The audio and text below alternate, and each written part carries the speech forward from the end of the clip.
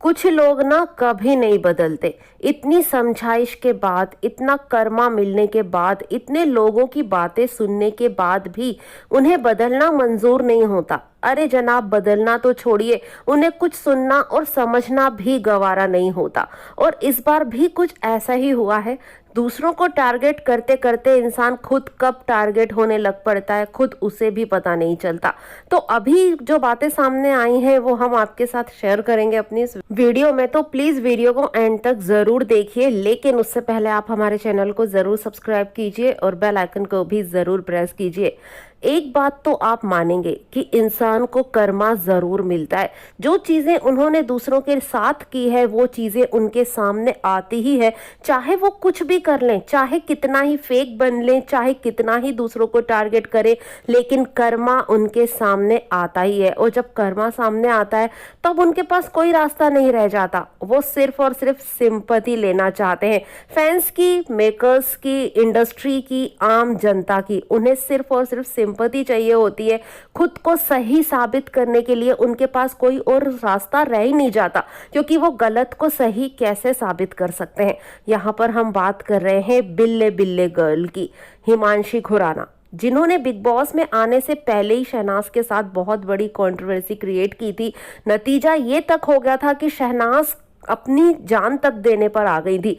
जी हाँ गाइस, उनके पापा ने कई बार इंटरव्यू में ये बातें बोली है कि शहनाज जिंदगी से हार मान चुकी थी, लेकिन फिर से उन्होंने हिम्मत जुटाई और वो बिग बॉस 13 में आई। और बिग बॉस 13 में भी हिमांशी खुराना आई थी वाइल्ड कार्ड एंट्री बनकर। और उन्होंने क्या किया था, शहनाज को धक्के मारे थे। और तब भी उनके पास कोई जवाब नहीं था। जब सलमान सर ने वीकेंड के वार पर उनसे बातें पूछी थी तो उनके पास देने के लिए कोई जवाब नहीं था। तो आज वो इंटरव्यू में क्या कहती है कि मुझे जवाब देने नहीं दिया गया, मैं बोलना चाहती थी, मुझे बोलने नहीं दिया गया।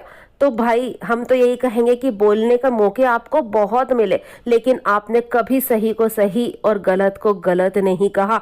खुद इतनी बड़ी गलती की जिस पर आपके पास जवाब देने के लिए ही नहीं था। नेशनल टेलीविजन पर शहनाज को कितनी बार टारगेट किया, यहाँ तक कि शहनाज ने तो सॉरी तक बोला था कैमरास के आगे, लेकिन आपने क्या किया, उसे धक्के मारे। तो ये वो चीजें हैं जो फैंस कभी नहीं भूल सकते, हमेशा उनके जहन में रहेगी। और शहनाज भी ये चीजें भूल नहीं सकती। हाँ, वो छोड़ के आगे जरूर बढ़ गई हैं, उनका बहुत बड़ा दिल है, लेकिन हाँ, फैंस को वो बातें बार बार याद आ जाती है, या फिर यूं कहें कि याद दिलाई जाती है। यहाँ पर हिमांशी खुराना अभी भी सिंपैथी लेना चाहती हैं। आज भी उनके पास कहने के लिए कुछ नहीं है, तो उन्होंने ट्वीट किया, चुप रहने का मतलब ये नहीं है कि मेरे पास कहने के लिए कुछ नहीं है। चुप रहने का मतलब ये है कि मेरे पास बहुत सारे आंसर है।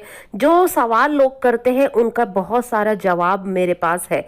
तो ये है ट्वीट। और फैंस हो या फिर न्यूट्रल ऑडियंस हो, सभी जानना चाहते हैं कि आसिम के साथ इनका डिवोर्स आखिर क्यों हुआ, क्योंकि नेशनल टेलीविजन पर इन्हें प्रपोज किया गया था, इनका प्यार सबके सामने नेशनल टेलीविजन पर आया था। तो लोग अब जानना चाहते हैं इनके ब्रेकअप की असली वजह क्या है। तो इनके पास उसका भी कोई जवाब नहीं है, जिसके लिए उन्होंने सिर्फ ये एक ट्वीट कर दिया। और ट्वीट पर फैंस ने हमेशा यही कहा है कि कब तक सिंपैथी लेती रहोगी। तो उस पर भी इनका एक ट्वीट सामने आया कि मैडम, आपको क्या लगता है कि मैं सिंपैथी ले रही हूं? अगर मैं सिंपैथी लेने पर आ गई ना तो आप लोग यहाँ पर नजर भी नहीं आओगे, इसलिए शांत रहो। तो ये है इनका कहना और ये है इनका एटीट्यूड, जवाब देने का तरीका। तो भाई फैंस तो हैं, वो तो असलियत बोलेंगे ही, ऑडियंस है वो भी असलियत बोलेगी और असलियत जानना भी चाहती है। तो बस यही है कि कर्मा तो सामने आता ही है। बाकी आपका इस पर क्या है कहना, कमेंट में आगे जरूर बताइए। वीडियो को लाइक और शेयर जरूर कर दीजिए और चैनल को जरूर सब्सक्राइब कर दीजिए लेटेस्ट अपडेट पाने के लिए। Thanks for watching guys.